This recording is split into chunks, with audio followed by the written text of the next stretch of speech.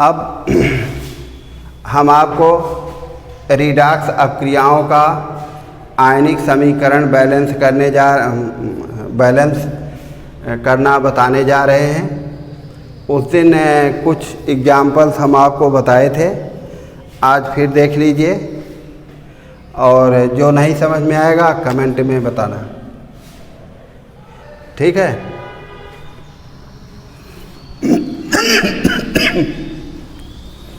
तो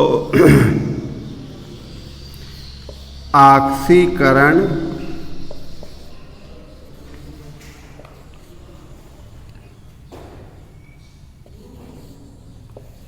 संख्या विधि, इसके पहले तो हम आपको आयन इलेक्ट्रॉन विधि बताते थे। आज हम आपको ऑक्सीकरण संख्या विधि से रिडॉक्स रिएक्शन का इक्वेशन बैलेंस करने के बारे में बताएंगे। तो सबसे पहले आप एक रिडॉक्स रिएक्शन लिखेंगे। हम लिख रहे हैं MnO2 plus HCl equal to ये है Cl2 plus MnCl2 plus H2O, यही है। यह एक रिडॉक्स रिएक्शन है। सबसे पहले हम इसमें समीकरण में दोनों ओर सभी तत्वों की ऑक्सीकरण संख्या प्रति परमाणु लिखते हैं। कितना? प्रति परमाणु। अब देखिए यहाँ मैग्नीज का +4, ठीक है, इसका -2, इसका +1, इसका -1। अब आप कहेंगे कि हम कैसे लिख रहे हैं, इसका PDF हम भेज चुके हैं और अगर नहीं पहुंचा हो तो हम फिर भेज देंगे। उसमें रूल आप लोग पढ़ लीजिएगा। ऑक्सीडेशन नंबर निकालने का रूल हम वीडियो में भी आपको बताए हैं, ठीक है। तो ये 0 है क्योंकि मुक्त ये अणु है, अणु की ऑक्सीकरण संख्या 0 होती है। और ये +2, ये -1 और ये +1 और ये -2। अब हम क्या करते हैं, जिन परमाणुओं, आयनों या अणुओं की ऑक्सीकरण संख्या में परिवर्तन होता है उनको लेकर हम एक अलग समीकरण, दो हाफ रिएक्शन लिखते हैं, जिसमें एक ऑक्सीडेशन का होता है और दूसरा रिडक्शन का होता है। तो अब देखिए ये MnO2 है, तो इसके साथ हम इसी को ले सकते हैं। हम क्लोरीन या इसको नहीं ले सकते क्योंकि कभी बैलेंस ही आप नहीं कर पाएंगे अगर आप ऐसी गलती कर रहे हैं तो। और दूसरी शर्त ये है कि जहाँ ऑक्सीडेशन नंबर चेंज हो रही है हम उन्हीं को लेंगे, ठीक है। तो ये है आपका, ये +4 ऑक्सीडेशन नंबर है मैग्नीज की, यहाँ सॉरी ये MnCl2 है, यहाँ +2 है। तो इन दोनों को एक साथ, ये मैग्नीज डाइऑक्साइड है या हम इसको पायरोल्यूसाइड भी कहते हैं, नाम लिख लेना कभी ज़रूरत पड़ेगी। क्या कहते हैं? पायरोल्यूसाइड। और दूसरा इसका है HCl इक्वल टू Cl2। तो यहाँ क्लोरीन की ऑक्सीडेशन नंबर -1 है और यहाँ कितनी है? 0 है। अब दूसरे स्टेप में हम क्या करते हैं, दोनों आंशिक समीकरण में तत्वों की ऑक्सीकरण संख्या को बराबर करते हैं, ठीक है। अगर वे बराबर नहीं हैं तो अब देखिए यहाँ 4 से 2 हो रही है, ये रिडक्शन है, ये रिडक्शन का रिएक्शन है, यहाँ लिख दे रहे हैं रिडक्शन, ठीक है। और ये क्या है? Oxidation, oxidation. समझ में आया? तो यहाँ 4 से 2 हुई, 2 यूनिट की कमी, और यहाँ 1 से 0 हो रही है, -1 से, तो यानी बढ़ रही है 1 यूनिट। तो हम क्या करेंगे, इस समीकरण में 2 से गुणा कर देंगे, लेकिन इसमें नहीं करेंगे। अगर हम इसमें भी कर देंगे तो समीकरण बैलेंस ही नहीं होगा। और कॉन्सेप्ट के अनुसार यहाँ ऑलरेडी 2 क्लोरीन है और यहाँ 1 क्लोरीन था, तो यहाँ हम 2 से गुणा करेंगे और इसमें 1 से गुणा करेंगे। तो अगर हम 1 से मल्टीप्लाई करेंगे तो यहाँ 1 ही रहेगा, कोई फ़र्क नहीं पड़ेगा। और इसमें ऊपर 1 से गुणा किया जाएगा, ठीक है। तो इसमें ऊपर वाले समीकरण में अगर आप 1 से मल्टीप्लाई करेंगे तो कोई फ़र्क नहीं पड़ेगा। बस अब हम इतना करके जोड़ देते हैं और जो समीकरण में ऑक्सीकरण संख्या बराबर करने वाली बात थी वो बराबर हो गई। अब देखिए ना, ये -1 है, इस -1 में 2 से गुणा करेंगे तो ये -2 हो जाएगा, ठीक है। और इस -2 को +4 में से लेस करेंगे यानी घटाएंगे तो 2 ही बचेगा। तो 2 इधर रहेगा और 2 इधर है ही, ठीक है। तो अब इसको ऐसे जोड़िए, MnO2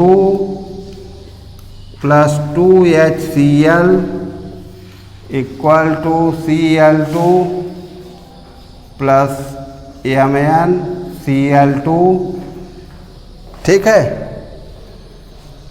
अब यहाँ देखिए 2 ऑक्सीजन है ना, तो आप यहाँ 2 H2O जोड़ देंगे, ठीक। अब लेकिन हाइड्रोजन यहाँ 4 हो गई, तो उस 4 हाइड्रोजन को बैलेंस करने के लिए आप इसको 4 कर देंगे। ये समीकरण आपका बैलेंस हो गया। और आप कैसे जानेंगे कि समीकरण हमारा बैलेंस है या नहीं बैलेंस है, तो उसको टोटल करिए दोनों तरफ। देखिए मैग्नीज 1 है, यहाँ भी 1 ही है। क्लोरीन यहाँ 2 और 2 4 है, तो यहाँ 4 है क्योंकि 4 से इसमें मल्टीप्लाई है ना। अच्छा, और हाइड्रोजन 4 है, तो यह भी यही है, 4 है, 4 से मल्टीप्लाई है। ऑक्सीजन यहाँ 2 है, तो यहाँ 2 है, यानी ये समीकरण हमारा क्या है, बैलेंस है, ठीक है। अगर कुछ नहीं आया होगा तो बताना। फिर अगला समीकरण देखिए,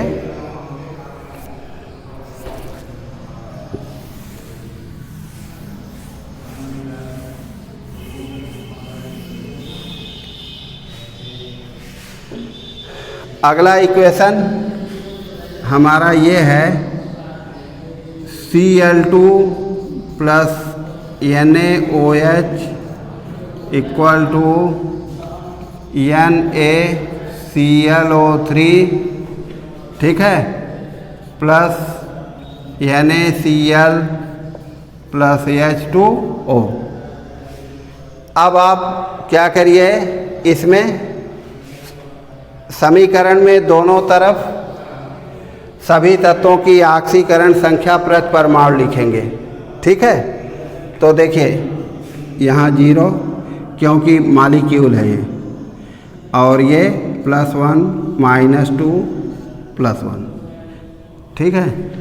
और इसका +1 और इसका क्लोरीन का +5, यहाँ -2, इसका +1 -1, इसका +1 -2। ये सबकी ऑक्सीडेशन नंबर हम लिख दिए प्रति परमाणु, ठीक है। अब हम इससे 2 हाफ रिएक्शन लिखेंगे, जिसमें एक ऑक्सीडेशन का होगा और दूसरा कैसा होगा, रिडक्शन का होगा। तो देखिए इस समीकरण में क्लोरीन का ही ऑक्सीडेशन और रिडक्शन दोनों हो रहा है, तो ये क्लोरीन दोनों इक्वेशन में कॉमन रहेगी। देखिए ये है Cl2 =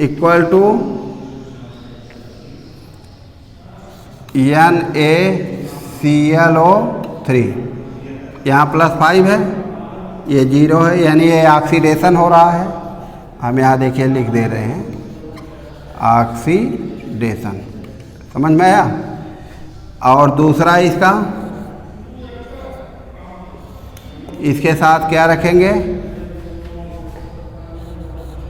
NaCl, यहाँ 0 है और यहाँ -1 है, यानी ये रिडक्शन का रिएक्शन है यहाँ लिख देंगे रिडक्शन।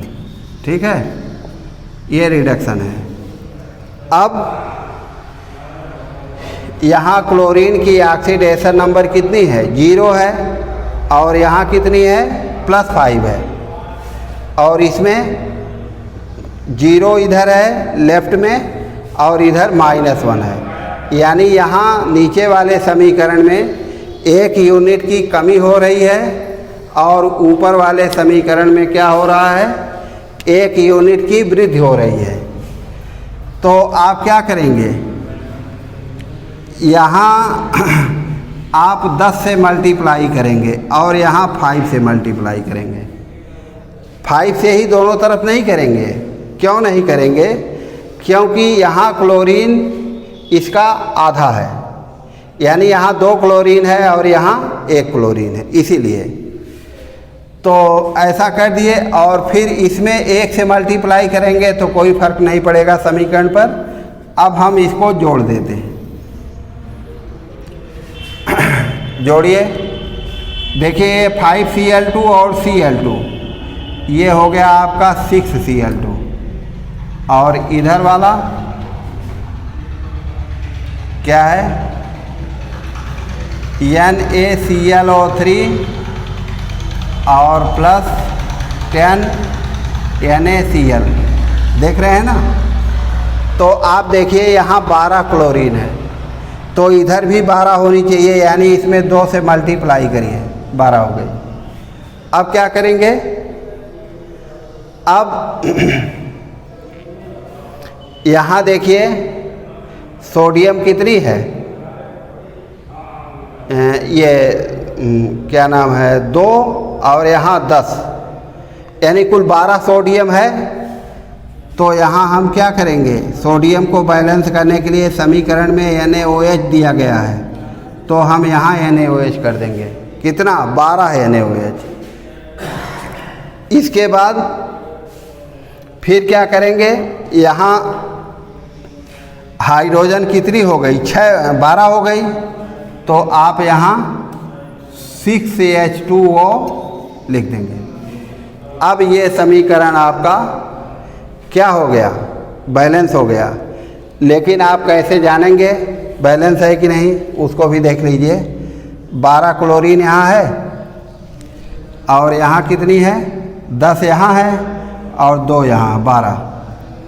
अच्छा, क्लोरीन देख लिए आप। सोडियम 12 यहाँ है, तो 10 यहाँ है और 2 यहाँ है, ये भी बैलेंस है। ऑक्सीजन देखिए, 12 ऑक्सीजन है यहाँ, तो 10 ऑक्सीजन इसमें है, क्या नाम है? 6 इसमें है और 6 इसमें है, H2O में, यानी ये भी बैलेंस है।